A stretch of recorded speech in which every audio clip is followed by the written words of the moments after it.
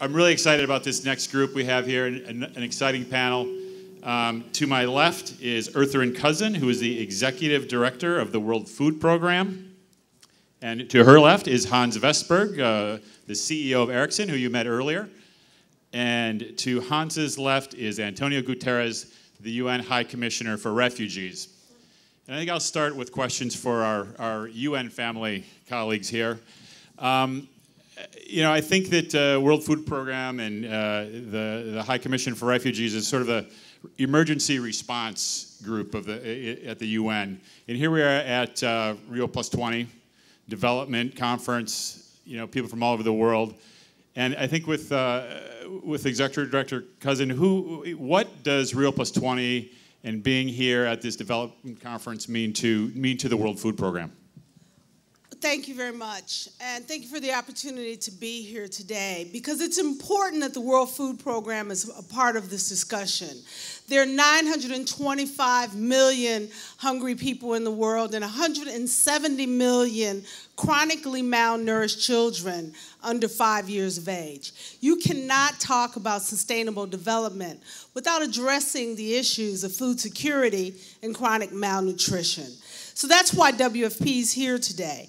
And we believe that this conference has the opportunity to begin to address these issues in a way that doesn't leave that bottom billion, that billion people who are food insecure, out of the equation. As you just heard from our colleague from UNIDO, that in 2030, we're expecting that there will be 8.2 billion people on Earth. That's another 1.5 million people to feed. The majority of them will be in Africa. Someone born today, a baby girl born today will be 18 in 2030. The question is whether or not that she'll be in a better position to address the issues of nourishment so that her body can grow, so that her mind can grow, so that there's hope for her future.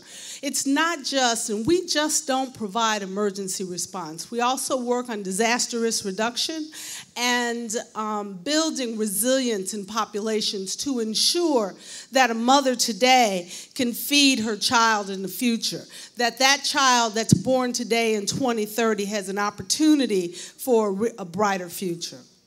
That's great, thank you. And I think I'll turn to High Commissioner Guterres. And thanks for joining us again. You joined us at Social Good Summit in September, and we heard a bit about the refugee situation in the world. For the High Commission, again, why Rio+20?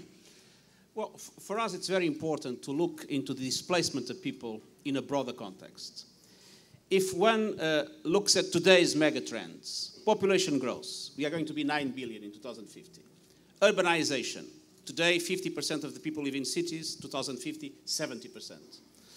Food insecurity. More than 1 billion people without proper food. Water scarcity. More than 1.5 billion people without water, getting worse. Climate change is probably the defining element of our times. All these factors are getting more and more interlinked. They are enhancing each other's effects, and they are triggering conflict because of the instability generated. For instance, food prices go up, social instability emerges in towns, or scarce resources lead to wars. But not only they trigger conflict, but they destroy environments and they force people to flee. So what we need is a comprehensive response to all these things. The world is getting smaller and smaller. There are, for the first time, physical limitations to economic growth, and we need the international community to be able to look into all these things together and to find a comprehensive answer. This has not yet happened until now, let's be frank. And Rio+20 is an opportunity for that to move forward, and this is the key for displacement to diminish, for refugees to prevent refugee crisis, to make less people being forced to move because they can no longer live where they live now. Great. I think a lot of the speakers that we've had throughout the day have talked about the importance of bringing communities together, getting beyond governments to solve all the problems, and bringing in business communities, social media communities, the civil society communities. And I think that through our partnerships with Ericsson, we've seen the great work that Ericsson is doing. And so Hans, I would just ask, you've been connected to partnerships with the UN system, partnerships with the civil society community. You're here in Rio. You know, how is Ericsson so engaged and so involved with this community, and what drives your connection to it? First of all, I think this platform that we're creating here together with the partners, the Rio+Social, is bringing the conversation outside of what's happening here, and I think that's extremely important. Share ideas, etc. Why we are here, I think we believe so firmly that the telecommunication, the connectivity platform can play a vital role in a sustainable development in this world.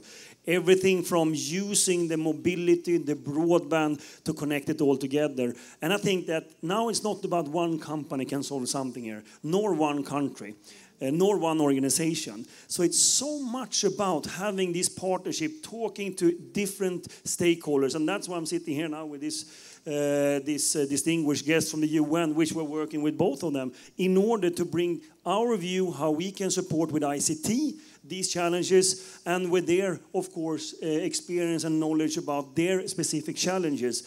And as we sit here right now, it's 6.2 billion mobile subscriptions in the world.